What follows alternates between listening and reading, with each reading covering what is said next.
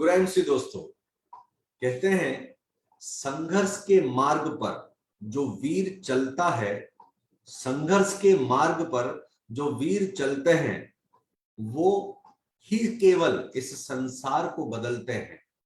संघर्ष के मार्ग पर जो वीर चलते हैं वो ही केवल इस संसार को बदलते हैं। जिसने अंधकार, मुसीबत और खुद से जंग जीत लिया है वही एक दिन सूरज बनकर उदयमान होते हैं। दोस्तों, ऐसे ही एक बहुत ही शानदार लीडर जो आज हमारे साथ मौजूद है, आज हमें विजय भव के इस प्रोग्राम में साक्षात्कार करने के लिए हमें समय दिए हुए हैं और हम सब बड़े नसीब वाले हैं कि आज हम उनसे बहुत सारे आईएमसी बिजनेस को कैसे बिल्टअप करना है, उन तमाम चीजों के बारे में सीखने जा रहे हैं। वो एक ऐसे व्यक्ति हैं जिन्होंने एक छोटे से कस्बे से अपने इस बिजनेस को शुरुआत किया और इस बिजनेस में आकर के अपने बहुत ही शानदार तरीके से बिजनेस को बिल्टअप करते हुए इस लेवल तक आकर के पहुंच पाए हैं। दोस्तों, आज मैं उन तमाम चीजों के बारे में उनसे अनुरोध करना चाहूंगा कि वो आपको बताएं ताकि आप इस बिजनेस में और भी तेजी के साथ आगे बढ़ सके। डियर फ्रेंड्स, आईएमसी बिजनेस एक ऐसा बिजनेस है जिसमें हम सब मिलके काम करते हैं। एक एक व्यक्ति का कंट्रीब्यूशन इस बिजनेस में बहुत ही महत्वपूर्ण होता है और हर एक व्यक्ति को इस बिजनेस में किस तरीके से आगे बढ़ना है उसको सीखना बहुत जरूरी होता है। समय समय पे हमें अपने नॉलेज को अपग्रेड करना होता है और हमारे जो प्रोडक्ट्स है, जो सिस्टम है, जो हमारे बिजनेस का प्रक्रियाएं हैं, उन तमाम चीजों को जानने की आवश्यकता होती है। तो आज हमारे साथ हमारे मंच में, विजुअल प्लेटफॉर्म में, इस विजय भव प्रोग्राम में जो लीडर आज हमारे साथ जुड़े हुए हैं, आज मैं उनको रिक्वेस्ट करना चाहूंगा कि वो आए और आपको उन तमाम चीजों के बारे में बताएं जिससे आपका बिजनेस आगे बढ़ सके। दोस्तों, इनसे पहले सबसे पहले मैं इनवाइट करना चाहूंगा आज के हमारे मुख्य अतिथि डॉक्टर उदय कुमार जी का। उदय जी, आपका बहुत बहुत स्वागत है आज की इस विजय भव प्रोग्राम के अंदर। बहुत बहुत स्वागत है उदय जी आपका। Thank you so much, thank you so much. और आईएमसी के पूरे मैनेजमेंट को मेरे तरफ से बहुत बहुत सर धन्यवाद कि आपने मुझे आईएमसी के विजय भव प्रोग्राम पे मुझे सभी लोगों से, आप मैनेजमेंट या जो भी हमारे आईएमसी के जो भी हमारे टीम लीडर्स एसोसिएट हैं, जो सबका सर बहुत बहुत धन्यवाद एक खास मौका देने के लिए और आपसे बात करने के लिए sir. Thank you so much Uday ji. आपने अपने व्यस्तता भरे समय से थोड़ा सा समय निकाला हमारे सारे एसोसिएट के लिए। मैं बहुत बहुत शुक्रगुजार हूँ आपका। उदय जी, आज जैसे कि मैं बोलना चाहूंगा कि हमारे आईएमसी परिवार में एक लॉटरी लगा हुआ है जहां पर उदय जी जैसे लीडर आज हमारे समक्ष हैं और वो आज हमें ज्ञान की प्रकाश से पूरी तरीके से नहला देंगे कि आईएमसी बिजनेस को किस तरीके से किया जाता है और कैसे इस बिजनेस में सफलता प्राप्त किया जाता है। लेकिन इससे पहले उदय जी, मैं आपसे जानना चाहूंगा, हमारे दर्शकों से भी अनुरोध जो है वो आपके सामने उपस्थापन करना चाहूंगा कि आप एज ए डॉक्टर होने के बावजूद, बाय प्रोफेशन आप एक डॉक्टर हैं, डॉक्टर होने के बावजूद आईएमसी बिजनेस में कैसे आए, डायरेक्ट सेलिंग बिजनेस को कैसे चुना और आज तक का जो आपके एम्बेसडर लेवल तक का जो सफर है उसके बारे में थोड़ा सा अगर बता सके तो हमारे जो दर्शक हैं वो बहुत ज्यादा प्रभावित होंगे। उदय जी। जी जरूर, एक बार फिर थैंक यू सर। एक्चुअली क्या है कि सर इस मनुष्य के जीवन में जो जीवन चक्र चलता है किसी न किसी माध्यम से चलता है, ठीक है जी। हर आदमी अपने अपने प्रोफेशन में अपने अपने जो भी काम का उनका स्वरूप है वो सभी में कहीं ना कहीं वो अपने जीवन को ढूंढते हैं और अपने फैमिली को लेकर आगे बढ़ते हैं, ठीक है। कोई अफसर बनते हैं तो कोई प्रोफेशनल बिजनेसमैन बनता है, तो कोई सेल्फ एम्प्लॉयड बनता है, तो कोई मजदूर बनता है, तो कोई कुछ भी नहीं। तो इसी सिलसिले में सर मुझे डॉक्टर बनना था शुरू से और मेरा एम था, लक्ष्य था कि मैं डॉक्टर ही बनूंगा और अगर गवर्नमेंट जॉब भी करूंगा तो मेडिकल अफसर बन के ही करूंगा, नहीं तो अपना प्रैक्टिस करके आगे बढ़ूंगा जीवन में, क्योंकि ये प्रोफेशन मुझे शुरू से बहुत पसंद था, ठीक है। और इसी के सिलसिले में मैंने आपको बताऊं सर कि मैं ऑलरेडी जूलॉजी से ग्रेजुएट भी हूं और ग्रेजुएट होने के बाद मेरे पास ऑप्शन था हाई स्कूल में जॉब करने का, वो सामने था भी लेकिन मैंने नहीं किया। और मैंने, चूंकि मुझे डॉक्टर बनना था, वो ड्रीम था पिताजी का कि बेटा हाई स्कूल में जाए, या टीचर बने, लेकिन मेरा था ही नहीं, मैं डॉक्टर ही बनूंगा। तो उन्होंने मेरे सपने को पूरा कराया। उसके बाद मुझे फिर से मुझे बीएचएमएस करनी पड़ी। एज ए मैं सर बीएचएमएस होम्योपैथ का डॉक्टर हूँ। और इस मैंने उनके सपने को पूरा करने के लिए मैंने ग्रेजुएट किया, और हमको अपना सपना पूरा करना था, उन्होंने मुझे बीएचएमएस कराया। ठीक है। और मैं अपनी क्लिनिक खोल के बहुत अच्छा से मैं प्रैक्टिस कर रहा था। और 2010 में मैंने अपनी क्लिनिक ओपन की थी, और 2015 में मैंने एम्स से ज्वाइन की थी। लेकिन 2010 से 15 के बीच में जो 5 साल जो जीवन का था, वो बहुत कुछ सीखने वाला भी रहा, सिखाने वाला भी रहा। ठीक है। और वो जिंदगी की पढ़ाई थी। वो किताब तो मैंने कॉलेज में ही पढ़ लिया था, लेकिन क्लिनिक में बैठा तो जिंदगी की पढ़ाई थी। और कहने की सर कि अब बाहर से सभी चीज अच्छे लगते हैं, लेकिन जब अंदर जाएंगे तो कुछ ना कुछ वहां भी आपको कमजोर कड़ी दिखाई देगी, जो कहीं ना कहीं सोचने पे मजबूर करता है। तो जब मैं प्रैक्टिस के अंदर था तो नो डाउट सर, इज्जत भी बहुत मिलती थी, लोगों का प्यार भी बहुत मिलता था, आदर सम्मान भी मिलता था, और पैसे भी मिलते थे। ठीक है। लेकिन दो चीज हमेशा खटकती थी। जब 5 साल एक लंबा टाइम होता है जीवन में, आप अच्छे बुरे समय से गुजरते हैं। तो शुरू का जो साल 2 साल तो बहुत स्ट्रगल था, स्ट्रगल वाली लाइफ थी। 2012 में सर मेरी शादी हुई थी। तो उससे पहले मैं जो भी कमाता था, मुझे लगता था कि बहुत बढ़िया ऐसी जीवन चलेगा, बहुत बेहतर है। और 2012-13 में मेरी ऑन एवरेज पर डे की इनकम मुझे 1500 से 2 जी। क्या होता था कि 2-3 घटना जो मेरे जीवन में सर आंखों के सामने घटा, सोचने पे मजबूर हो गया। पहली घटना सर ये कि जब मैं 5 साल, ये 2014 में मैंने बिहार सरकार का मेडिकल ऑफिसर क्वालिफाइड किया था सर। तो मैं उसको क्वालिफाइड कर लिया था, मेरा सब चीज हो गया था। यानी कि आप समझिए कि मेरा काउंसलिंग, मेरिट लिस्ट में नाम, एग्जाम का पास होना, अब ज्वाइनिंग लेटर आने वाली थी। ठीक है।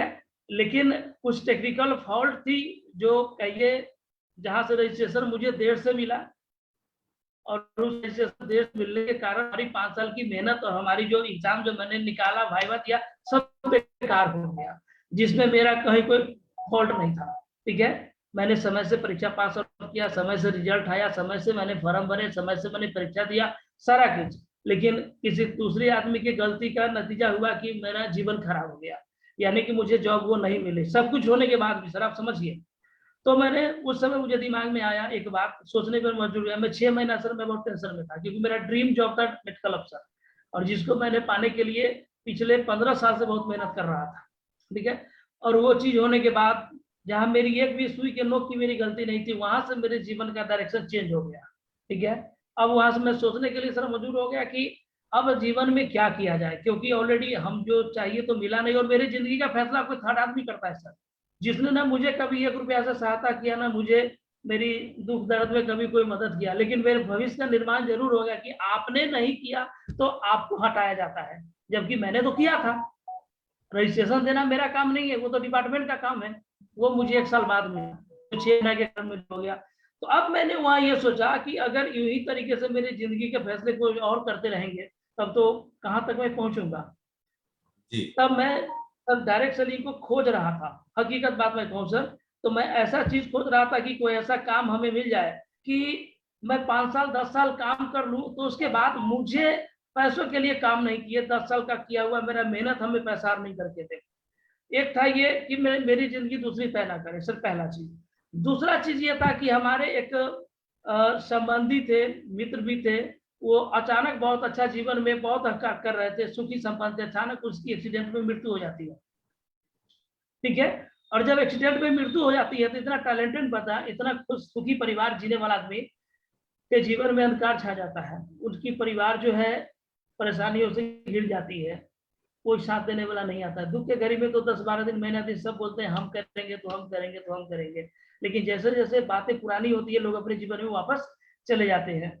ऐसा कभी जीवन में कुछ हो जाएगा, और मैं प्रैक्टिस में हूँ, और 20 साल के बाद भी अगर अचानक मुझे कुछ हो जाता है, या तो मैं क्लिनिक करने के लायक न रहूं, या मैं केस मुकदमा में फंस जाऊं, या मैं बेड रेस्ट में चला जाऊं, या मैं ना रहूं, कुछ भी अप्रिय घटना जीवन में घट सकती है। आज नहीं घटेगी कोई बात नहीं है, लेकिन 10-15 साल बाद भी आती है, तो उसके अगले दिन हमारे घर में इनकम मेरे फैमिली को कितना जाएगा।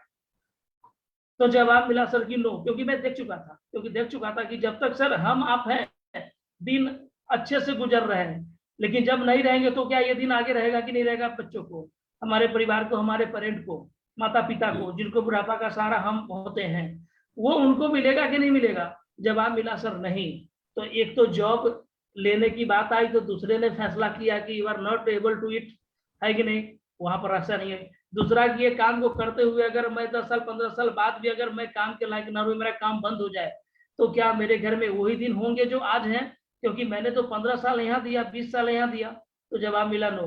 तो मैं कहा कि नहीं, कुछ ऐसा काम करना चाहिए कि 10 साल करने के बाद अगर मुझे काम नहीं भी मिला, काम नहीं भी रहे, तो भी शरीर काम नहीं भी करे, दिमाग काम नहीं करे, फिर भी हमारे घर में मेरा 10 साल का अवार्ड और रिवार्ड घर में आना चाहिए।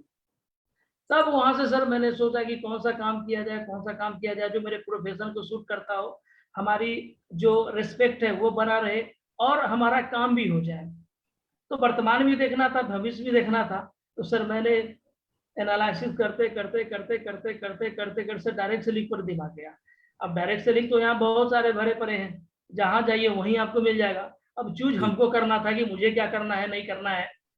तो कहते हैं ना कि सर लॉ ऑफ अट्रैक्शन जो होता है, यही सोचते सोचते दिन भी बीत रहा था, सोच भी रहे थे। तो 6 महीना बाद मेरे जीवन में रमन कुमार विजय सर, जो मेरे इमीडिएट अपलाइन है, हमारे रिलेटिव भी हैं, तो उनका अचानक से मेरे पास आना हुआ और ये बात रखे। तो मैं सर 2-3 चीज से एमसी में प्रभावित हुआ। सबसे पहली सर कि ये आयुर्वेदिक कंपनी थी। दूसरी की सर ये ऑर्गेनिक थी। एज ए डॉक्टर यही प्रभावित करता है लोगों को कि आयुर्वेदिक है, WHO है और ऑर्गेनिक प्रोडक्ट है। तीसरी चीज कि सर ये जो है इसमें 25 रुपए की ज्वाइनिंग लगता है। उस समय सर क्या था, 2500 देंगे तो मेंबरशिप होगा, 4000 देंगे तो नेटवर्क मार्केटिंग ज्वाइन करेंगे। वहां पर सर मुझे 25 रुपए की ज्वाइनिंग लगी। ठीक है। पांचवी चीज लगी कि स्वदेशी है, कि चलो काम ही कर रहे हैं तो फिर विदेशी क्यों, स्वदेशी क्यों लेकर आगे नहीं बढ़े, तो स्वदेशी चीज। और छठी चीज जो मुझे एमसी में लगी सर, इसका जो प्रोडक्ट का रेंज था ये लॉट ऑफ था, और सबका जो मैंने प्राइस देखा तो 70 रुपया, 100 रुपया, 150 रुपया, मैंने एवं प्रकार करके 40 रुपया, ऐसे भी जूस मसाला वगैरह आते थे वो 40-50 का, 60-70 का ही आता था उस समय भी, जो आज बहुत प्रोडक्ट बंद है। तो वो सभी चीज को मैंने कहा कि नहीं, ये चीज अगर मैं यूज कर सकता हूँ तो मैं भी दूसरे को कर सकता हूँ। तो ये चीज मेरे लिए आसान हो गया डिसीजन लेना। दूसरा चीज, अगर कंपनी कल चल भी जाती है तो 25 रुपया मेरा है, अगर 10 आदमी जोड़ भी देंगे चल भी जाएगा तो 250 हम दे सकते हैं। ठीक है। तो ये चीज सर मुझे प्रभावित किया कि नहीं, मुझे करना है तो आईएमसी में ही करना है। और उसके बाद सर मैंने आईएमसी में ज्वाइनिंग लगाया। उसके बाद 6 महीना मैंने क्लिनिक से, प्रैक्टिस से प्रोडक्ट की रिजल्ट को जाना। और 6 महीना में जब मुझे लगा कि इस बिजनेस को मुझे अब करना चाहिए, क्योंकि अब इसमें मान सम्मान भी नहीं जाएगा, प्रोडक्ट भी बढ़िया है और लोगों तक इसको हम आसानी से पहुंचा सकते हैं, तब रमन सर के साथ हमारी दिन पर दिन और गहरा संबंध होता चला गया बिजनेस को लेकर। तब हेड ऑफिस गया सर, सबसे पहले लुधियाना सर। लुधियाना जाना सर मेरे लिए जीवन का टर्निंग पॉइंट रहा, क्योंकि मैं कितना भी पॉजिटिव प्रोडक्ट से हो गया था, लेकिन कॉन्फिडेंस मुझे तभी आया जब मैं लुधियाना गया और हेड ऑफिस को देखा, सर लोगों को देखा, उन लोगों की बातें सुनी। और जिस कंपनी को मैं समझता था कि 25 रुपया से ज्वाइनिंग है तो इसमें क्या होगा, यहाँ तो 4000-5000 की ज्वाइनिंग होते हैं मार्केटिंग के अंदर। तो वहां जब देखते हैं बड़े बड़े अचीवर और बड़ी बड़ी गाड़ियां, तो कॉन्फिडेंस हुआ कि नहीं, ज्वाइनिंग 25 रुपया का है लेकिन मैं 25 लाख इसमें से निकाल सकता हूँ। और तब जाके सर मैंने वहां से काम स्टार्ट किया। तो इस सोच के साथ साथ सारी खूबी को देखकर मैंने एमसी को ज्वाइन किया। तब मेरी जर्नी वहां से शुरू हुई और आज तक वो लगातार जारी है सर। चलिए, बहुत बढ़िया, बहुत बढ़िया। मतलब आपने सारा कुछ सोच समझ के सब कुछ व्यवस्थित तरीके से अपने अपलाइन रमन कुमार विजय जी जो हैं उनके साथ बातचीत करके इस एक प्रोफेशनल अप्रोच में इस बिजनेस का शुभारंभ किया है। बहुत सही है। लेकिन एज ए डॉक्टर, डॉक्टर से लीडर बनना, अभी अभी ज्यादातर लोग आपको as a doctor Uday Kumar ji जानते हैं, लेकिन उनसे भी ज्यादा लोग आपको एज एन एम्बेसडर स्टार जानते हैं। तो ये जो परिचय में एक बदलाव हुआ है, एक डॉक्टर को एक लीडर में परिवर्तन होने के लिए थोड़ा बहुत तो कहीं ना कहीं संघर्ष हुआ होगा, थोड़ा बहुत कहीं ना कहीं जो आप जैसे बता रहे हैं कि बिजनेस तो एक ही दिन में चल नहीं पड़ा होगा। तो वो जो यात्रा है डॉक्टर से एम्बेसडर लेवल तक का, वो कैसा रहा और उसमें आपका क्या क्या अनुभव रहा है? सर ये बहुत मार्मिक सवाल है सर, जी जी आपने सर क्वेश्चन किया है, ये बहुत ही मार्मिक सवाल है। और उस दिन को सर मैं याद करता हूँ तो बड़े दुख भी होते हैं। ठीक है। दुख इस बात से नहीं होता कि मैंने डिसीजन लिया था सर, दुख इस बात से होता है कि हम लोगों ने जिस मानसिकता से बिजनेस को शुरू किया था और आज के जो लोग जुड़ रहे हैं जिस मानसिकता से वर्क करते हैं, बहुत का अंतर है सर। आपने सर जो कहा कि एक डॉक्टर से नेटवर्कर लीडर बनना, सर ये वही बात है कि आग और पानी को एक साथ मिलाना और जमीन और आसमान को एक साथ मिलाना, अच्छा। ये वही बात है सर। ठीक है। मैं सब शुरुआत किया था तो आप भी जानते हैं कि डायरेक्ट सेलिंग के अंदर जब लोग आते हैं तो अपने दोस्त और रिश्तेदार के पास ही जाते हैं, क्योंकि जानने और मानने और पहचानने और कुछ कहने और सुनने वाले यही लोग होते हैं। ठीक है। जी। तो मैंने भी वही काम किया, अपने रिश्तेदारों का लिस्ट बनाया, अपने दोस्तों का लिस्ट बनाया। तो सब जगह से एक ही बात सुनने के लिए मिली कि क्या डॉक्टर उदय कुमार जो मित्र है तो क्या यार, और अगर कोई रिश्तेदार है तो क्या उदय जी, आप मतलब कि इतना अच्छा क्लिनिक चल रहा है, आपके पिताजी ने इतना मेहनत से पढ़ाया और आपको यही काम करना था, जोड़ने वाला ही काम करना था, तो आप डॉक्टर क्यों बने? लाखों रुपया पिताजी का समय क्यों बर्बाद किए? सारे दोस्तों मित्रों ने यही कहा। ठीक है। एक रिलेटिव हमसे जुड़े, उनका नाम है गुड्डू कुमार जी, उनके साथ मैंने संघर्ष किया और आज उस बात का मैं एहसान भी रखता हूं कि उन्होंने मुझे बिजनेस में मेरा शुरुआती दौर में सपोर्ट किया जब मेरे साथ कोई नहीं था। ठीक है। लेकिन सर डॉक्टर से लीडर बनने के बीच में सर बहुत सारी तकलीफों का सामना करना पड़ा सर। ये तो तकलीफ वो है जो लोगों ने मना किया, लेकिन उससे भी बड़ा तकलीफ तब वो होता है जब लोग आपको सर हीन भावना से देखते हैं और आपके मनोबल को तोड़ते हैं। मैं काम कर नहीं करता हूं ये बात नहीं है, बात यह है कि तुम भी नहीं करो, इस बात को लेकर प्रेशर करते हैं। ठीक है। सर निगेटिविटी आपके अंदर है, आपने मुझे मना किया, मान सकता हूं कि आप इस बिजनेस को नहीं समझ रहे हैं या मैं नहीं समझा पा रहा हूं या इस चीज को आपकी जरूरत नहीं है तो आप नहीं करेंगे, ये समझ में आता है। लेकिन आप मुझे ना करने दें और मेरे हौसलों को तोड़े और उसके बाद भी अगर आप मुझे बार बार ताना दे कि क्यों कर रहे हो, क्या रखा हुआ है, इतना अच्छा क्लिनिक है, माँ बाप का नाम बुरा दिया, सर वहां ज्यादा तकलीफ पड़ जाती है। ठीक है। जी। और जी। ये तकलीफ कहीं ना कहीं सर मुझे प्रेरित किया उन लोगों को साबित करने के लिए जो मुझे समझते हैं कि मैंने गलत डिसीजन लिया। अच्छा। मैंने सर वैशाली जिला, मैं बिहार के वैशाली जिला से बिलोंग करता हूं सर, और उस जी। समय में वैशाली जिला में एक भी दुकान नहीं हुआ करती थी। ठीक है। और उस समय सर मुझे आईएमसी का निर्णय लेना करना अपने आप में सर एक बहुत बड़ा मुश्किल भरा कदम था, निर्णय था, डिसीजन था। लेकिन लुधियाना से आने के बाद वो हर चीज को मैं फेस करने के लिए मेरा मनोबल वही बड़ा हो गया था कि मैं तो किसी भी चीज को मैंने कि पा सकता हूँ और लड़ सकता हूँ, जूझ सकता हूँ। तो जब मैंने क्या किया था शुरुआती दौर में, मैं 6 पीस मंगाता था लीव केयर syrup, 6 piece cough syrup, 6 piece प्यारी सैली, 6 पीस यूरिनॉल। ठीक है। और मैं मेडिकल काउंटर पे जाके दुकानदार को देता था कि आप रखिए और बेचिए और हम 7 दिन में आएंगे, हम जो बिकेगा हमको डीपी रेट दे दीजिएगा। ठीक है सर। और अपने कोई करीबी रिश्तेदार या दोस्त होते थे डॉक्टर प्रैक्टिशनर, तो उनको हम कहते थे कि आपको एमआरपी डीपी का डिफरेंस तो दुकानदार लेगा, लेकिन आप अगर लिख दीजिएगा तो हमें मदद मिल जाएगी, आप जो कहिएगा आपको हम सपोर्ट कर देंगे, गिफ्ट कर देंगे, या आईडी दे दीजिएगा तो नीचे आदमी लगा के जोड़ देंगे। ठीक है। तो वैसे भी बहुत सारे मित्र ने हमारा मदद किया कि वो हमारे एक लीव सिर्फ लिख देते थे। ठीक है। और वो बगल के काउंटर से वो सेल होता था। तो सर तकरीबन ऐसे ऐसे मैंने 3 4 6 महीना मैंने किया। मैंने एक डॉक्टर होकर मैंने सर एमआर का काम किया, मेडिकल रिप्रेजेंटेटिव का काम किया, क्योंकि लोगों को दिखाने के लिए मेरे पास कुछ नहीं था, ना कोई बड़ा नाम था, ना कोई बड़ा चेहरा था, ना यहाँ पे कोई बड़ी दुकान हुआ करती थी, ना बड़े ट्रेनिंग सेमिनार हुआ करते थे, कोई था ही नहीं। मैं ही शुरू किया था। अगर देखा जाए मैं अपने लेवल से बात करूं तो लोगों को भरोसा देना था तो कैसे हम कराते, तो कहीं ना कहीं इसको मार्केट में तो मुझे लोगों को देना था, क्योंकि रिजल्ट मुझे पता था, ये कॉन्फिडेंस तो था कि जो पीए का काम करेगा। एक जी। बार जो मेरा लिवर टॉनिक कोई दुकानदार बेच देगा तो बार बार मांगे, कोई डॉक्टर लिखा तो पेशेंट कंप्लेन नहीं करेगा कि ये दवा मुझे काम नहीं किया, तो इससे मैं पूरा पेफिक था। अब था कि मुझे मार्केट में आईएमसी में लोगों तक पहुंचाना है। तो मैंने दुकानदार में इस तरीके से मैंने 10 12 सर करीब दर्जन भर दुकान मैंने हायर किया था, और सप्ताह में सर जाके देते थे और उनसे पैसा लेते थे, मैं पैसा कलेक्शन करता था सर। इस तरीके से कुछ दुकानदार जुड़ गए, कुछ डॉक्टर को धीरे धीरे जोड़ दिए, उनको घर में तुलसी देना शुरू कर दिए, एलोवेरा देना शुरू कर दिए, पेस्ट देना शुरू कर दिए, और भी जो हम कर सकते थे करें। एवं प्रकार से करते करते करते करते जब हमारे पास 20 25 लोगों की ज्वाइनिंग हो गई, तो उसमें कुछ ऐसे मित्र भी थे जो पहले से कोई नेटवर्कर में काम करते थे, नेटवर्किंग कंपनी में। वो हमारी मेहनत को देखकर, महीना गया, हमारी मेहनत को देखकर मेरे साथ आने लगे, और आने लगे तो उनके साथ मैंने काम करना शुरू किया।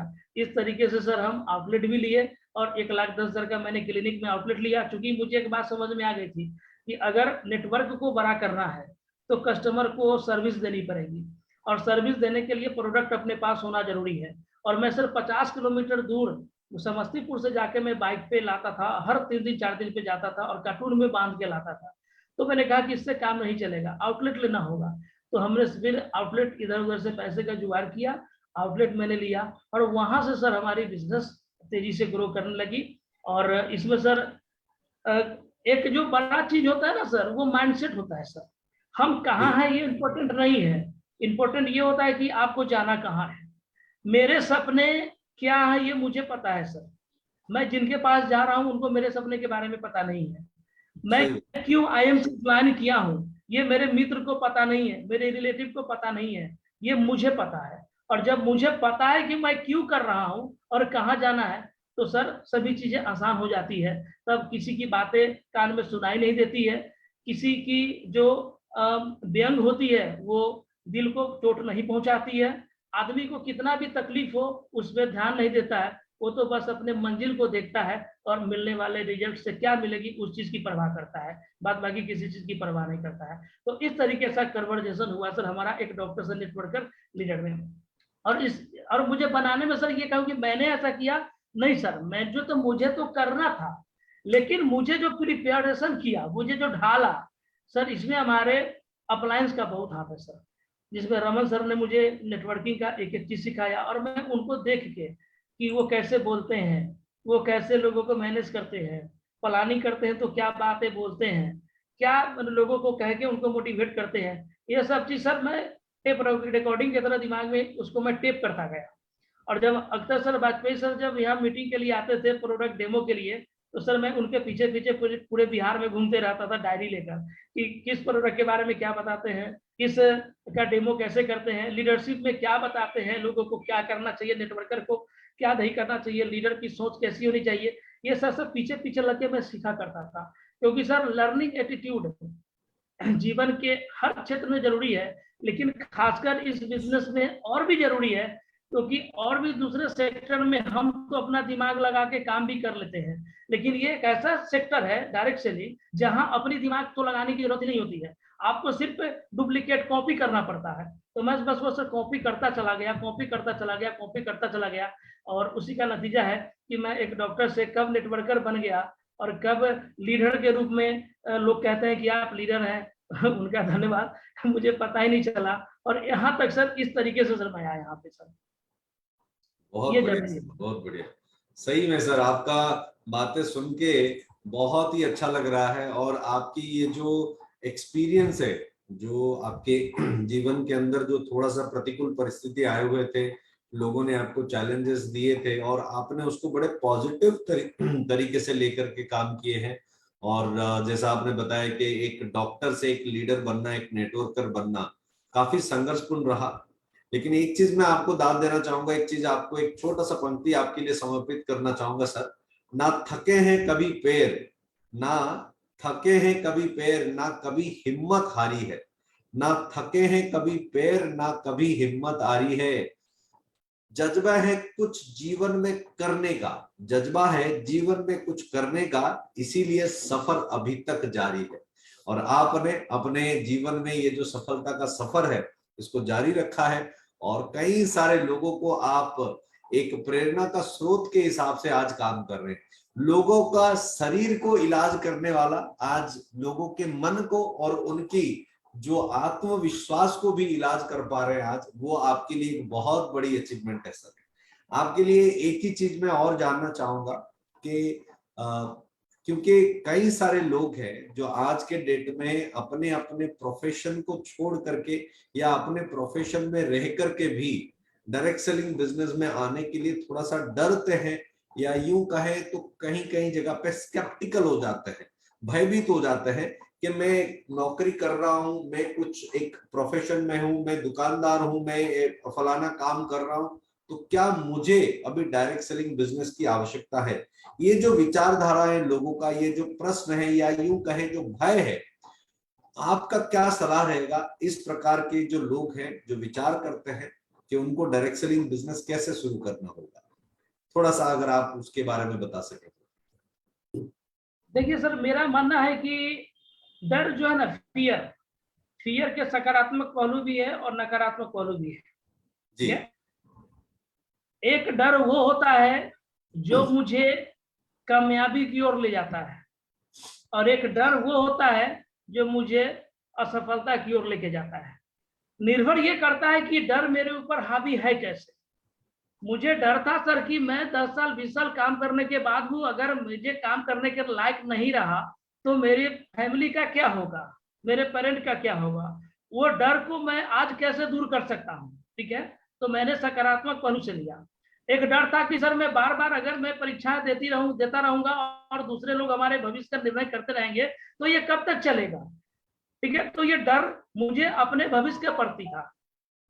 मुझ पे फुल कॉन्फिडेंस था, लेकिन मुझे दूसरे के बारे में पता नहीं था। तो मैंने मेरे खुद के ऊपर जो मेरा कॉन्फिडेंस था उसको मैंने सर इम्प्लीमेंट किया। और एक डर सर ये होता है कि मैं ये काम करूंगा तो सफल होऊंगा कि नहीं, ये काम मेरा चलेगा कि नहीं चलेगा।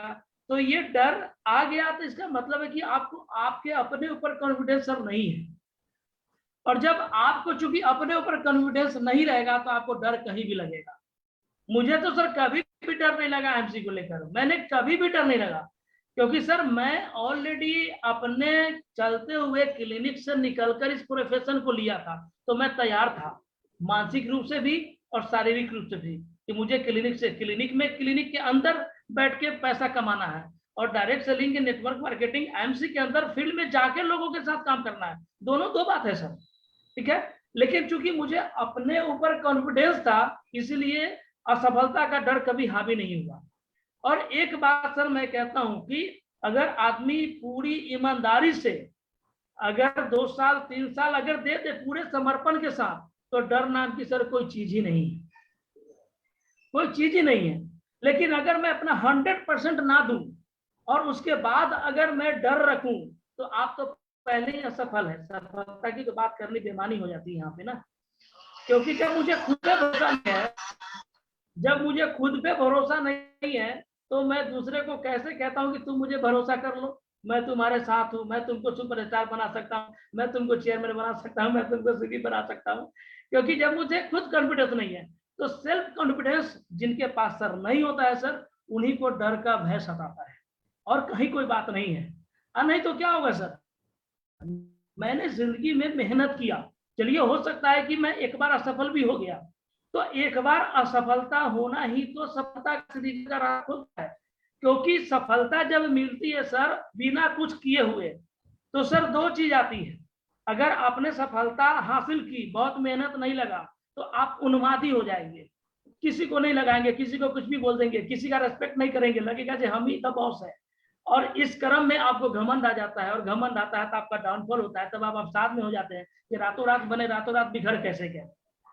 लेकिन जब हम काम करते हैं, लगातार काम करते हैं, तो असफलता भी मिलती है, तो जितनी बार असफलता मिलती है हम मैच्योर होते हैं, हमें धैर्य की शक्तियां मिलती है, हमें समय के साथ एडजस्ट करने का बल मिलता है। ये कहां से मिलता है सर, ये असफलता से ही मिलता है। तो जो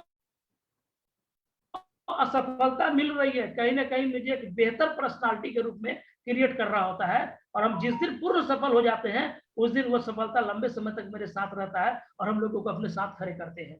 तो सर डर तो कोई चीज होता ही नहीं है जब तक मुझ पर कॉन्फिडेंस है। मुझे पिताजी ने कहा था सर कि इतना बढ़िया क्लिनिक आपका चल रहा है, 1500 2000 आप कमा रहे हैं पर डे के हिसाब से, फिर आप नए सिस्टम में जा रहे हैं, ये क्या उचित है। मैंने कहा था कि पिताजी हमको 1 साल दे दीजिए, मैं 1 साल पूरा 100% दूंगा, 365 दिन, और 365 दिन के बाद मुझे ये पता चल जाएगा कि अगले 5 साल में मुझे यहाँ क्या मिलने वाला है। और अगर 1 साल में नहीं कुछ हुआ तो फिर हमारा क्लिनिक है, फिर हम उसी पे आ जाएंगे। लेकिन एक बार हम जिंदगी को बनाने के लिए रिस्क जरूर उठाएंगे। और सर यकीन मानिए सर, 365 दिन में कोई ऐसा दिन नहीं होगा जो मैंने घर में सुबह 7 बजे के बाद और रात में 9 बजे से पहले बिताया हो। 365 दिन की बात मैं करता हूँ सर। मैं कभी बर्थडे नहीं देखा बच्चे का, मैं कभी घर में कोई सेलिब्रेशन नहीं किया, मैंने कभी घर में रहा ही नहीं सर। सुबह 7 बजे से पहले मिलेंगे, 9-10 बजे के बाद मिलेंगे। 365 दिन पागलों की तरह काम किया। क्यों? क्योंकि मैंने क्लिनिक को दांव पे लगाया था अपने भविष्य को बनाने के लिए, और मुझे अपने को साबित करना था और उन लोगों को जवाब देना था जिन्होंने कहा कि तूने माँ बाप का नाम खराब कर दिया। आज मेरे माँ बाप मुझ पर गर्व करते हैं, दूसरे रिश्तेदार भी करते हैं, कहते हैं कि फेसबुक पे देखते हैं तो बड़ा मजा आता है। और उन सभी लोगों का धन्यवाद, आज हो सकता है देख भी रहे होंगे या कल देखेंगे, तो मुझे बनाने में सभी लोगों का योगदान है सर। कि अगर कोई आपको अगर आग लगाते हैं आपके पीछे, तो कहीं ना कहीं वो आग आपको ऊंचाई पर भागने के लिए मजबूर भी करता है। ये भी हकीकत है सर, यही चीज है सर। बहुत बढ़िया सर, बहुत बढ़िया। मतलब आपका पूरा जो टफ टाइम है, जो बुरा वक्त है, उसको आपने एक चुनौती की तरह लिया और सही बताया सर। किसी ने बहुत अच्छा कहा है, बुरा वक्त ऐसी तिजोरी है जहां से सफलता का पूंजी या सफलता के लिए हथियार मिलते हैं, और आपने अपने बुरे वक्त में वो सारे चीजें किए जिससे आपको और आगे बढ़ने के लिए और सफल होने के लिए आपको मदद हो सका। और यही चीज मेरे जो दर्शक है आज जो ये सवाल कर रहे हैं कि सर मैं ऑलरेडी कहीं पे सेट हूँ, कहीं पे काम कर रहा हूँ, पैसा कमा रहा हूँ, तो मैं आप सभी से कहना चाहूंगा डॉक्टर उदय जी के माध्यम से कि जैसे डॉक्टर उदय जी ने थोड़ा सा रिस्क लिया अपने लाइफ में और धीरे धीरे करके बिजनेस को बिल्टअप किया, नेगेटिविटी को एब्जॉर्ब किए लोगों का, उससे कतराए नहीं, उससे डरे नहीं, अपने खुद की कॉन्फिडेंस को मजबूत किया और धीरे धीरे करके 365 दिन यानी 1 साल के अंदर अपने बिजनेस को सेटअप करके उन सबको सफलतापूर्वक जवाब दिया। बहुत सही सर। मैं ये भी जानना चाहूंगा कि आज की जो युवा पीढ़ी है, आज के डेट में अगर देखा जाए तो युवा पहले होता था, मतलब आज से 20-25-50 साल पहले अगर जाएंगे तो पढ़ाई लिखाई के ऊपर इतना ध्यान नहीं देते थे लोग, पूंजी कमाने के ऊपर या पैसा कमाने के ऊपर ज्यादा फोकस था। लेकिन आज लोग पढ़ाई के ऊपर भी ध्यान देते हैं। और आज अगर हमारे शिक्षागत जो पद्धति है या जो प्रक्रिया है उस चलन को अगर देखें तो बच्चे पढ़ लिखने के बाद क्या करते हैं, सबसे पहले ढूंढते हैं मुझे नौकरी कहाँ मिलेगा, या पढ़ते भी इसीलिए है कि मुझे कहाँ सबसे बेस्ट नौकरी मिलेगा। तो मैं आज के इस समाज को देखते हुए, आज की इस युवा पीढ़ी को देखते हुए आपसे ये जानना चाहूंगा कि पढ़ाई और अपने भविष्य के अंदर जो एक संबंध होना चाहिए अपने बिजनेस को लेकर के, वहां पे डायरेक्ट सेलिंग बिजनेस कहाँ आता है और वो आज की युवा पीढ़ी को एक नया अवसर कैसे दे पाता है, उसके बारे में अगर थोड़ा सा बता सके। जी, अभी आपने जो सर सवाल पूछा, अभी के हिसाब से बहुत ही ज्वलंत सवाल है और हर घर का ये सवाल है, हर घर का ये क्वेश्चन है और हर घर की ये समस्या भी है सर। जी जी। तो सर सबसे पहली बात तो सर मैं ये कहना चाहूंगा कि एजुकेशन इंसान का सबसे बड़ा हथियार होता है जी और शिक्षा के बल पर ही जीवन में बदलाव भी लाया जा सकता है। अगर क्रांति का कोई साधन है तो शिक्षा ही है। तो शिक्षा तो हर हाल में लेना चाहिए, ठीक है। लेकिन अब यहाँ पर यह देखना है कि मेरे लिए कौन सी शिक्षा है जो मुझे जीवन में बेहतर कर सकती है। हम जैसे समाज में रहते हैं, अधिकतर लोगों को देखते हैं कि जनरल शिक्षा लेते चले जाते हैं, वो आगे उनको काम देना दे, डिग्री मिल जाती है, लेकिन उसका जीवन में कभी उसका उपयोग वो नहीं कर पाते हैं। तो सबसे पहले मुझे तो ये देखना है कि मुझे शिक्षा लेना है तो मेरे लिए कौन सा शिक्षा बेहतर होगा। हम सबसे पहले उस शिक्षा को अडॉप्ट करें, क्योंकि शिक्षित व्यक्ति ही शिक्षित समाज का निर्माण कर सकता है। और जब शिक्षित समाज होगा तभी हमारे चारों तरफ सकारात्मक सोचने वाले लोग होंगे और वो विकास में भागीदारी देंगे। तो शिक्षा तो सबसे पहले जरूरी है। और मैं सर इतना चीज मैं सोच पाया, ये इतना चीज मैं आपसे बात किया, कहीं ना कहीं मेरे अंदर जो हमारी जो डबल ग्रेजुएशन की जो मेरे पास शिक्षा का अनुभव था, उसी के बल पे तो मैं खुद को तैयार किया। नहीं तो अगर इतनी सोच नहीं होती, इतना शिक्षा नहीं होता मेरे पास, तो हम भी लोगों की मार सुन के, मार सह के मैं भी पीछे आ जाता और अपने बैक टू अपने जगह पे आ जाता, यहाँ से मैं उठा था। तो ये जो है शिक्षा सही और गलत में अंतर पैदा करने की सोच की शक्ति देती है। शिक्षा अच्छे चीज बुरा चीज जो मेरे लिए क्या बेहतर हो सकता है विश्लेषण करने की शक्ति देती है। तो आज जितने भी अधिकतर पढ़े लिखे लोग ही क्यों सफल है सर, पढ़े लिखे लोग मतलब मेरा ये कहने का ही मतलब नहीं कि सर जिसने हायर एजुकेशन ली, जो भी समान स्तर का जो डिग्रियां ली, जो पढ़े लिखे, वो क्यों किसी चीज को अडॉप्ट करके आगे निकल जाते हैं, क्योंकि वो भेद करते हैं कि इसमें क्या हो सकता है और इसमें क्या हो सकता है। तो ये जो भेद जो पैदा होता है वो हमारा एजुकेशन ही हमें अंतर पैदा करता है कि सही क्या गलत क्या है। अब रही बात सर कि जनरल एजुकेशन लोग नौकरी के पीछे भागते हैं, तो सर हर आदमी का अपना एक पैशन होता है, हर स्टूडेंट का अपना एक पैशन होता है कि मुझे ये नौकरी करनी है, मुझे ये नौकरी करनी है, मुझे नौकरी करनी है। इसमें कोई बुरा भी नहीं है, लेकिन सबसे बड़ी बात सर ये है कि ये जो नौकरियां हैं कितने को मिलेगी। जहां मैंने सर पढ़ा है और सुना है कि हमारे देश में प्रत्येक एवरी ईयर 90 लाख ग्रेजुएट पास होते हैं, सभी संकाय से मिला ले, सभी सेक्टर से मिला ले। तो सर ये 90 लाख ग्रेजुएट हर 365 दिन के बाद हमारे देश में निकल रहे हैं। तो सर सरकारी एजेंसियां हो या प्राइवेट एजेंसियां हो, कैसे इतने बड़ा ये जॉब को क्रिएट कर सकते हैं? ये संभव ही नहीं है सर। और जॉब मिलेगा तो किसको मिलेगा? क्योंकि यहाँ तो 1 लाख लोगों फॉर्म जाती है और 10,000 की बहाली होती है, तो 90,000 लोग कहाँ जाएंगे?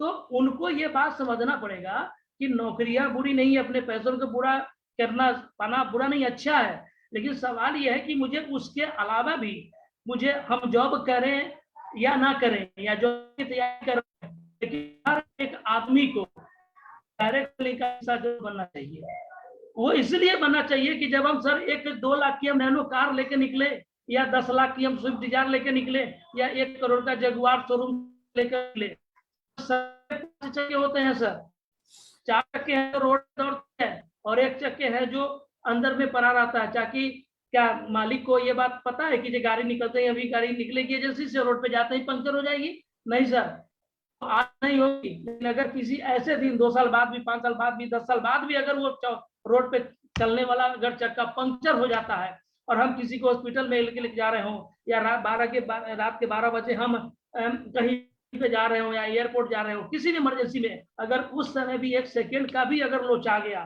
तो फिर हमें वो बहुत बड़ा प्रॉब्लम क्रिएट हो सकता है।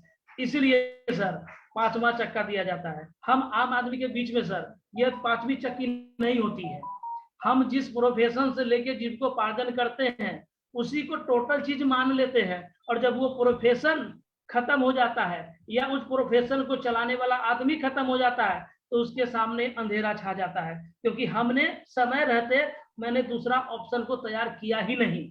तो ये सर, और आप देखते होंगे कि जिनके घर में एक आदमी कमाने वाला होता है, अगर वो उसको कुछ हो जाता है तो घर जो पूरी फैमिली है रोड पे आ जाता है, बहुत सारे समस्याओं का उनको सामना करना पड़ता है। अगर गलती से कोई बड़ी बीमारी हो जाए और अर्नर व्यक्ति नहीं है, काम बंद हो गया, क्योंकि वो पूरा जिंदगी एक ही काम को लेके बिता दिया, घर में बेटी शादी करने के लिए है, अब उस समय अर्नर बड़ी है नहीं या काम बंद हो गया, कुछ भी हो सकता है सर मुझे अपने काम की गारंटी है, लेकिन इंसान की गारंटी नहीं है कि वो 60 साल तक नौकरी करेगा ही करेगा, 60 साल तक धंधा करेगा ही करेगा। तो हमें इस चीज को मान के चलना चाहिए। इसीलिए एक ऑप्शन के रूप में डायरेक्ट सेलिंग लेके चलना चाहिए, क्योंकि डायरेक्ट सेलिंग में एक व्यक्ति काम नहीं करता है, डायरेक्ट सेलिंग में एक सिस्टम काम करता है। जैसे सर कि आप मुझे जान रहे हैं, आप बातें कर रहे हैं, लेकिन एक सिस्टम ही है कि आप उड़ीसा में बैठे हुए हैं, मैं अपने घर में बैठा हुआ हूँ और हजारों लोग हम लोगों की बातों को सुन रहे हैं। ये सिस्टम ही तो काम कर रहा है। तो ये सिस्टम, अभी मान के चलिए कि दिल्ली में प्रोग्राम हुआ, दिल्ली में बहुत सारे लोग गए और वहां पे एक सिस्टम ऑर्गेनाइज हुआ, पूरे देश भर से लोग पहुंच गए, ये सिस्टम ही तो काम करता है। अब उसमें मेन आदमी रहे न रहे, लेकिन अगर उसने कुछ सिस्टम खड़ा कर दिया है तो वो टीम बना दिया है, तो वो टीम को सिस्टम ऊपर लेके चला जाएगा और उनके घर में जिंदगी भर पैसा आते रहेगा।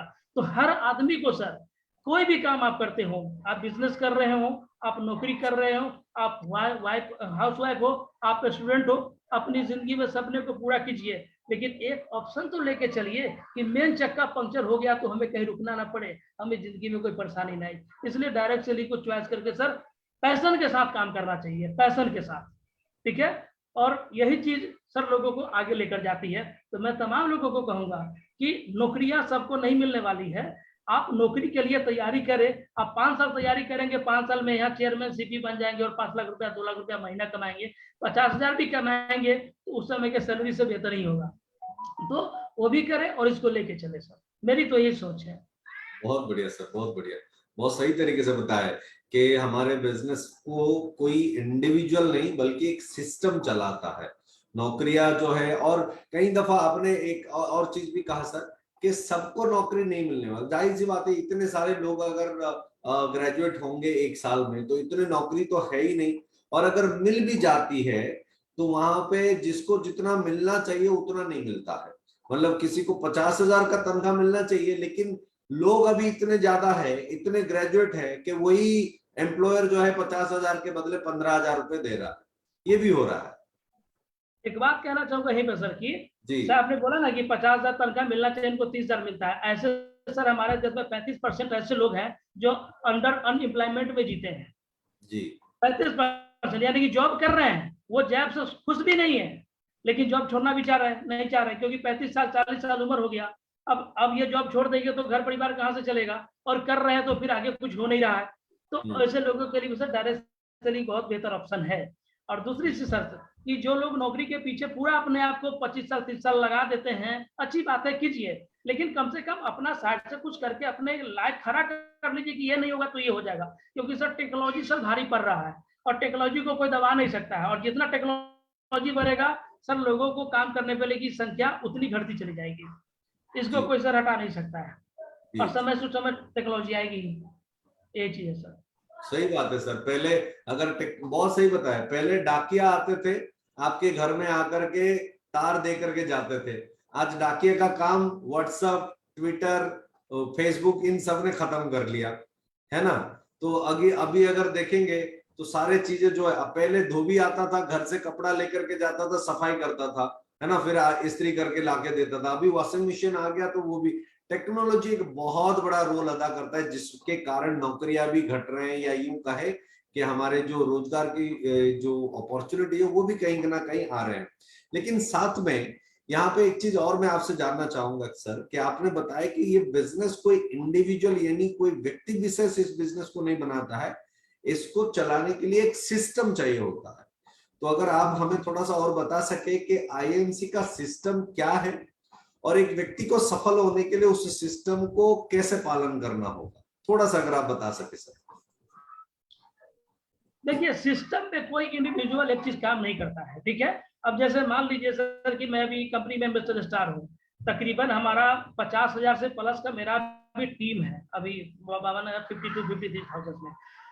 तो सर मान के चलिए कि मैं अभी वैशाली जिला में हूँ, लेकिन अभी मुंबई में अगर कोई बड़ा आरएस प्रोग्राम होता है और हमारे वहां पर 2-4 टीम है या कोई जाने पहचाने वाले दोस्त मित्र है, तो मैं उनको आरएस में भेज देता हूँ, मेरा काम हो जाता है। तो क्या सर मैंने काम किया या सिस्टम ने काम किया? दिल्ली में प्रेम सर का ऑफिस है या आईएमसी का ऑफिस है, और वहां पे जब कोई मीटिंग कोई लीडर्स ऑर्गेनाइज करते हैं तो मैं दिल्ली में अपने लोगों को भेज देता हूँ, अपने गेस्ट को भेज देता हूँ, वहां मेरा गए बगैर ही वहाँ मेरा काम हो जाता है, क्योंकि वहां पर सिस्टम काम कर रहा है।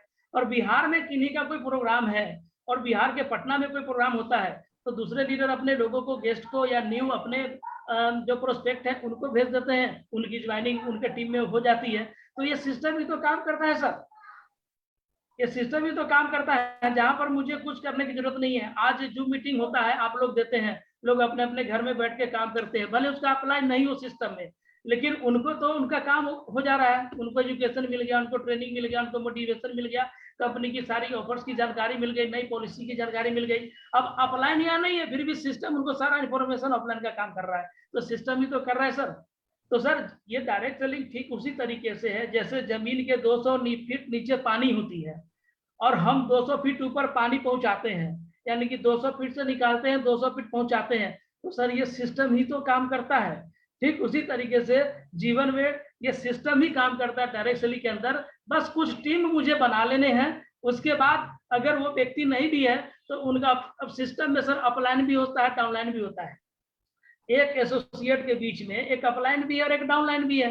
तो और बीच का आदमी खत्म हो गया और उनका टीम बना हुआ है, तो अपलाइन उस टीम को चला देता है, और वो अपलाइन उस टीम को चला देता है तो उसके घर वाले को पैसा मिल जाता है।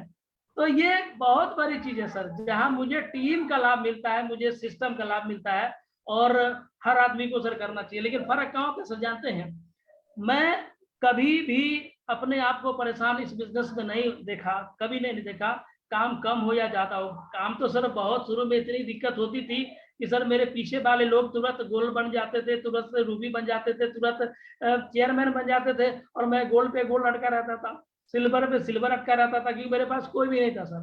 मैंने नेटवर्किंग में कभी कुछ किया नहीं।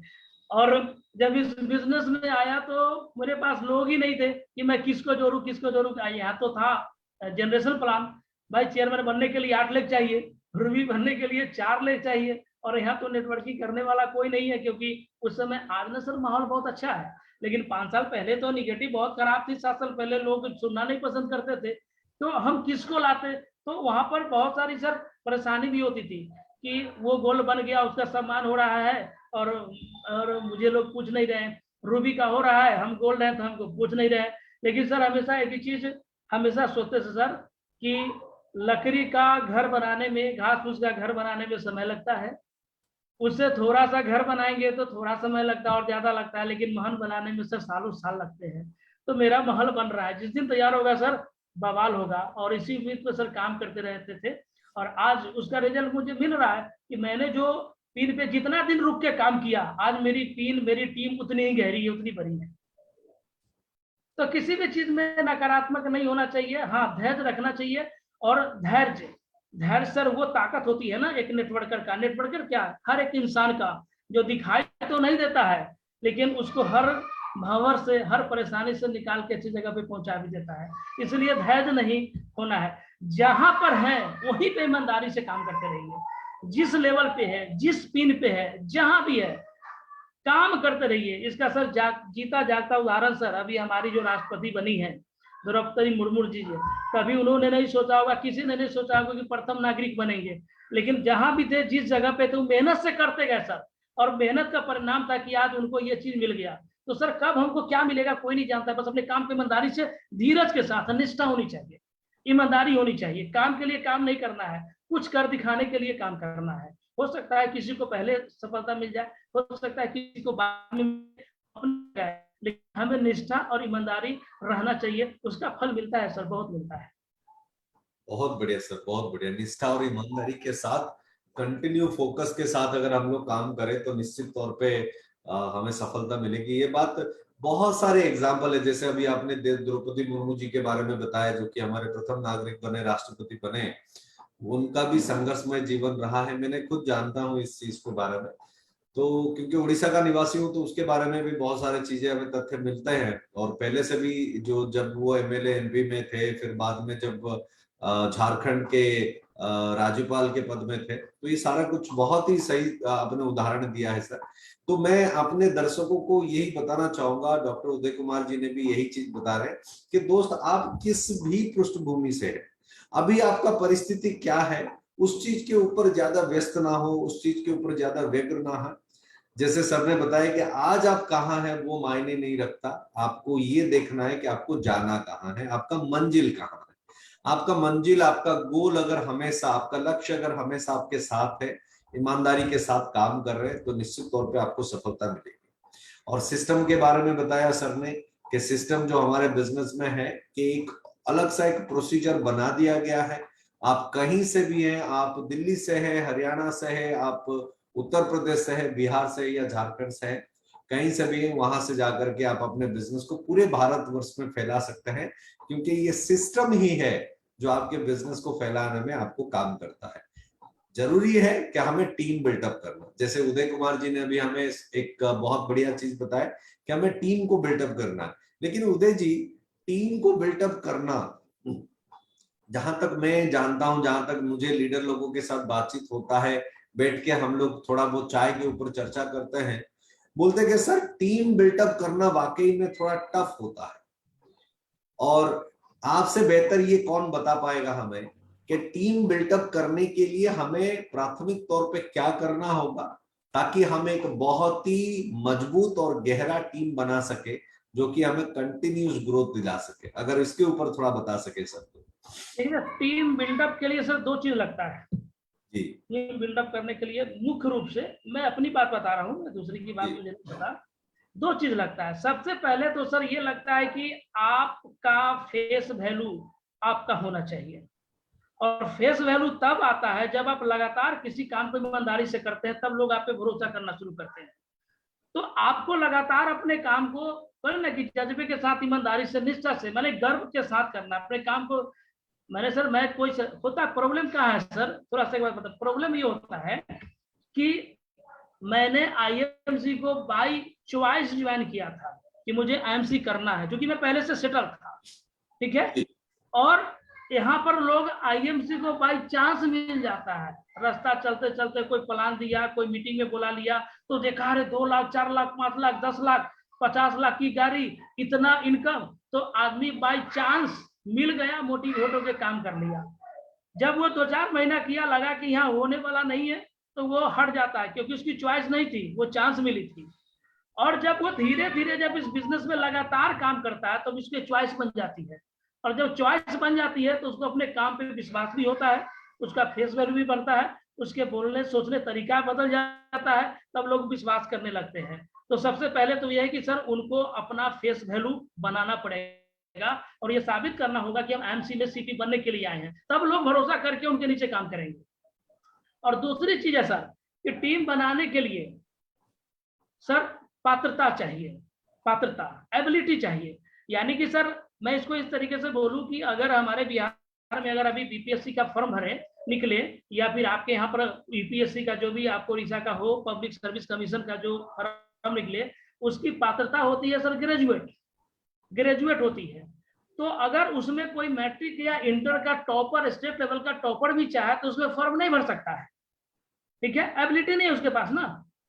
तो डायरेक्ट सेलिंग में सफल होने के लिए सर सफलता देर से नहीं मिलती है सर, सफलता यहाँ एबिलिटी, पात्रता हासिल करने में समय लग जाता है, लोगों से संबंध बनाने के सीखने में समय लग जाता है, लोगों को कैसे मैं मोटिवेट करूं कि क्या बात बोलना है क्या बात नहीं बोलना है, ये सीखने में समय लग जाता है, मुझे को कैसे निगेटिविटी को पॉजिटिव में बदलना है, उनके सवालों को कैसे सटीक जवाब देना है, ये सीखने में सर उनको समय लग जाता है, प्रोडक्ट की नॉलेज लेने में समय लग जाता है, प्लान के बारीकियों को समझने और समझाने में समय लग जाता है।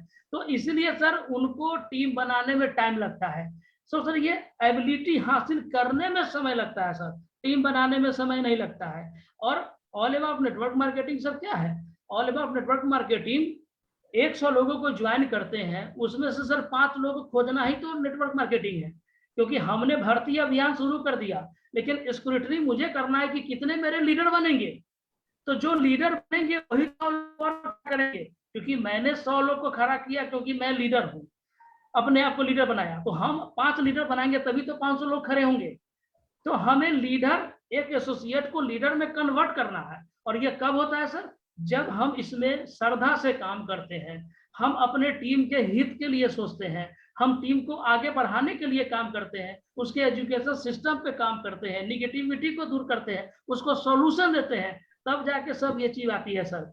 और टीम सर शुरू में समय लगता है, तो नेटवर्क मार्केटिंग में सर 6 महीना लर्निंग है बेसिक, और अगला 6 महीना में हम टीम लगाते हैं, और उसके बाद फिर हम टीम क्रिएट करते हैं। ये साल भर तो मेरा सर बेसिक चीज को सीखने और अपने 5 लोग को समझाने में चला जाता है। और ये जो साल भर आदमी झेल लेता है ना सर ईमानदारी से, बेसिक सर वही मतलब आगे किस चीज कन्वर्ट। को सीखना होता है?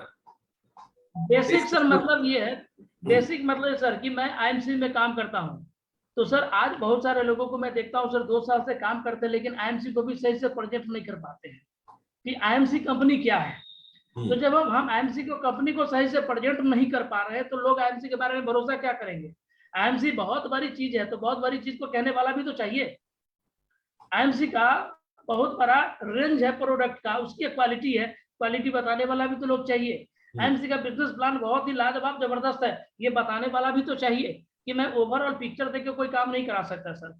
टेलर देख के पूरी फिल्म समझी जा सकती है, लेकिन उसके बारे में पूरे चीज किसी को सुनाया नहीं जा सकता है कि कहाँ पर क्या हुआ कहाँ पे नहीं हुआ, है कि नहीं। तो सर ये चीज जो होता है ना, हम आधे अधूरे ज्ञान से में पूरी चीज को समझते हैं, यही गलत होता है। बेसिक में सर कंपनी का प्रोफाइल सर ऐसा बताना है कि कोई सुने तो कह दे कि IMC the best company, sir ये मुझे आना चाहिए। मैं जब प्रोडक्ट के बारे में बात करूं, 350 से ज्यादा प्रोडक्ट है, आप 340 प्रोडक्ट को छोड़ दीजिए, 10 प्रोडक्ट को इतना अच्छा से समझिए, वो 10 प्रोडक्ट को आप बता दे तो उसको 340 का अनुभव हो जाए। ये नॉलेज हमारे पास होना चाहिए। और ऐसा मैं डेमोस्ट्रेशन करूं किसी प्रोडक्ट का, मैं 4 प्रोडक्ट का डेमो करूं, उसको 400 प्रोडक्ट का अनुभव मिल जाए कि हमारा 400 में ये क्वालिटी है। तो ये सर दम होना चाहिए। और जब प्लान हम देते हैं, तो प्लान ऐसा सर होना चाहिए कि उसको इन शॉर्ट टाइम में हम उनको इतना जरूर समझा सके, इस प्लान को आप आसानी से कर सकते हैं और जीवन में सफल हो सकते हैं। ये 3 चीज सर मैं जब तक उनको नहीं क्लियर करूंगा किसी भी लोग को सर, तब तक वो सब आईएमसी को समझेंगे, तो अब आईएमसी को नहीं समझेंगे तो मेरे साथ आएंगे कैसे? और अगर आ भी जाएंगे और प्रोडक्ट को नहीं समझे तो प्रोडक्ट कैसे इस्तेमाल करेंगे, क्यों करेंगे इस्तेमाल? और अगर प्रोडक्ट को समझ भी गए तो अगर उनको बिजनेस प्लान समझ में नहीं आ रहा है तो ऑलरेडी वो कैसे नीचे बिजनेस को बड़ा करेंगे? और सब कुछ समझ में आ भी गया और हम अच्छे लीडर नहीं है तो हम उनको लीडर कैसे बनाएंगे? तो इसीलिए हर एक चीज सर जुड़ा हुआ है जो हमको बारीकी से करना है, और यही तो लीडरशिप है, यही तो एजुकेशन सिस्टम है जो हमें अडॉप्ट करना है, और इसी में टाइम लगता है सर। और ये जो सीख लिया वो कर लिया, बाद बाकी सब कुछ इजी है, कोई भारी चीज नहीं है। क्या बात, क्या बात। इम्पोर्टेंट ये है कि पहला जो कुछ दिन होता है वो सीखने में समय लगता है। लोग सोचते हैं कि मैं पहले दिन ही पैसा कमाने लग जाऊं, लेकिन पहले कुछ दिन सीखना होता है। सीखना होता है। बहुत बढ़िया, बहुत बढ़िया। मतलब कहीं भी सर, किसी भी सेक्टर में ट्रेनिंग पीरियड में ही तकलीफ है। हाँ हाँ, किसी भी चीज में सीखने में ही तो समय लगता है और सीखने में ही तो तकलीफ है। जब आप बैट बल्ला पकड़ते हैं तो उस समय तकलीफ होती है, जब आप ऑलरेडी खिलाड़ी बन जाते हैं तब तो कोई प्रॉब्लम ही नहीं। सही बात है, सही बात है सर। मतलब सीखने का जो दौर होता है उसमें थोड़ा सा टफनेस रहता है, धैर्य रखना होता है, सीखना होता है, बहुत सारे नए नए चीजें आते हैं, है ना, तो थोड़ा समय लगता है। बहुत बढ़िया सर। और 3 ही चीज तो है sir, LTD, learn, network marketing. Sir IMC में 3 ही काम करना है सर लोगों को। लर्न, सबसे पहले तो लर्न लीजिए, और जो आप लर्न लेंगे उसको टीच कराइए, यानी कि टी, और जो लर्न किए जो टीच किए बस उसी को अपने टीम में डुप्लीकेट करा दीजिए, यानी LTD, लर्न टीच डुप्लीकेट। यही 3 शब्द तो डायरेक्ट सेलिंग है। बहुत बढ़िया, LTD, बहुत बहुत बढ़िया फॉर्मूला मिला। LTD को अपनाओ और बहुत जल्दी सीख भी जाओ, मतलब सीखिए, सिखाइए और उसको डुप्लीकेट करवाइए, तो बहुत जल्दी आप बिजनेस में बढ़ सकते हैं। बहुत बहुत बढ़िया सर, बहुत बढ़िया, बहुत सुंदर तरीके से बता रहे हैं डॉक्टर उदय जी आप। बहुत सही चीजें भी आपने बताया, और आपका जीवन में जो जिस तरीके से एक परिवर्तन लेकर के आए, डॉक्टर से नेटवर्कर का लीडर बनना, लोगों को समेट कर रखना, एक बहुत ही इनडेप्थ टीम को बिल्डअप करना, ये तभी हो पाएगा जब आपका आत्मविश्वास दृढ़ रहेगा, संकल्प शक्ति के साथ भरा हुआ रहेगा, तभी जाकर के हो पाएंगे। उदय जी, मुझे लगता है कि आज पूरा दिन आपके साथ में ऐसे बैठ के बात करता रहूं, और हमारे श्रोता जो है आपको सुनते चले। बहुत अच्छा लग रहा है, बहुत मोटिवेटिंग भी है आप, और यही सारे चीजें होते रहे, लेकिन समय हमें इस बात की इजाजत और नहीं दे रहा है।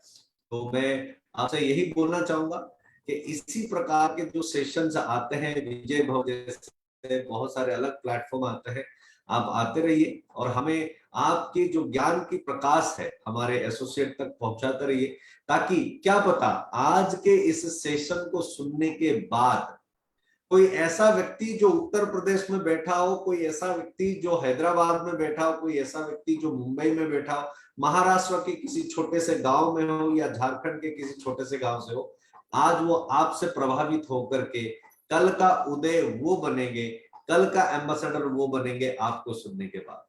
तो दोस्त, मैं यही बताना चाहूंगा उदय जी कि आपके इन बातों को मैं अपने दर्शकों तक इस माध्यम से पहुंचाने के बाद यही विश्वास रखना चाहूंगा कि हमारे जितने भी दर्शक आज हमें सुन रहे हैं, समझ रहे हैं, वो भी आप ही की तरह आगे बढ़े, अपने धैर्य शक्ति के साथ, अपने संकल्प शक्ति के साथ इस बिजनेस को बिल्टअप करते रहे, और आईएमसी में बहुत जल्दी उनको भी सफलता मिलता रहे। तो उदय जी, आप समय दिए, आज के इस सेशन में आए और अपने बहुमूल्य समय देकर के हमें बहुत ही मोटिवेट किए और हमें प्रेरित किए इस बिजनेस को बिल्टअप करने के लिए, इसलिए आपका बहुत बहुत धन्यवाद, आपका बहुत बहुत शुक्रिया देना चाहूंगा, बहुत बहुत आभार व्यक्त करना चाहूंगा। Thank you so much Uday जी आपका। थैंक यू सर, आपने मुझे जो समय दिया और बीते हुए बातों को याद करके मैं भी थोड़ा इमोशनल हो गया था कि मैं काफी मेहनत किया करता था। नो डाउट सर, बहुत मैंने मेहनत किया है। आज जो आप देख रहे हैं, लेकिन एक बात जरूर कहना चाहूंगा कि मैंने कभी परेशान होकर, कभी नाखुश होकर मैंने कभी एमसी नहीं किया। मैंने एमसी को हमेशा जिंदा दिल, हर दिन खुशी के साथ किया, एंजॉय के साथ किया। कभी लगा ही नहीं कि मैं किसी के लिए वर्क कर रहा हूँ। मुझे हमेशा लगा कि मैं अपनी जिंदगी को बदलने के लिए काम कर रहा हूँ, इसलिए मुझे कभी कोई परेशानी नहीं हुआ। मेहनत लगा तो बिना मेहनत का सर कुछ हासिल नहीं होती है, और हासिल हो भी जाती है तो फिर उसका मान नहीं रहता है। और खुद से बनाया हुआ इमारत का मजा ही कुछ और है। ठीक है, तो एक ही चीज मैं सभी लोगों से कहना चाहूंगा सर, कि इंसान के साहस से बड़ा कुछ भी नहीं है, हारा वही है जो लड़ा नहीं है। सही बात। और हार होने से पहले हार स्वीकार मत करिए, जब तक जितना कर सकते हैं उतना कीजिए, क्योंकि दुनिया आपके जन्म से आपको नहीं जानती है, दुनिया आपके काम से आपको जानती है। और काम मेरे बस में है, मेरा काम मुझे ही करना है, और मैं जो करूंगा वही मुझे मिलेगा। इसलिए कर्म सबसे बड़ा है, और ये काम ऐसा करिए कि देखने और सुनने वाले भी आप पे गर्व करें। ये काम का मजा वो है, काम का मतलब वो है। सिर्फ कमाने खाने के लिए वर्क नहीं करना है सर, परिवर्तन के लिए, क्योंकि हम आम आदमी हैं, और आम आदमी के पास कुछ होता नहीं है, सब अर्न करना पड़ता है, सब बनाना पड़ता है, सब अचीव करना पड़ता है, बनाए हुआ कुछ भी नहीं मिलता है। तो यहाँ पर अगर हम मेहनत नहीं करेंगे, जोश नहीं दिखाएंगे, हौसला नहीं दिखाएंगे, तो फिर जीवन में परिवर्तन शब्द कैसे आएगा? परिवर्तन करना है, यानी कि जो थे वो रहना नहीं है, आगे कुछ बड़ा बनना है। तो उसके लिए तो मेहनत लगेगा, जज्बा लगेगा, हिम्मत लगेगा, हौसला लगेगा, विश्वास लगेगा। और यकीन मानिए उसके बाद जो सफलता मिलती है ना, और उसकी रोटी की मिठासी कुछ अलग होती है। उस बिछावन पे जो सिरहाने पे जो तकिए पे जो सर पड़ता है, उसकी नींद की कुछ बात ही अलग होती है। तो ये होना चाहिए जीवन के अंदर। बहुत बढ़िया सर, बहुत बढ़िया। Thank you thank you sir, so much आपने उदय समय जी। दिया सर। सभी दर्शकों को बहुत बहुत धन्यवाद, आप सभी लोगों को प्यार देने के लिए, सम्मान देने के लिए। Thank you so much sir गुडांशी। थैंक यू सो मच गुरैंसी सर। Thank you sir.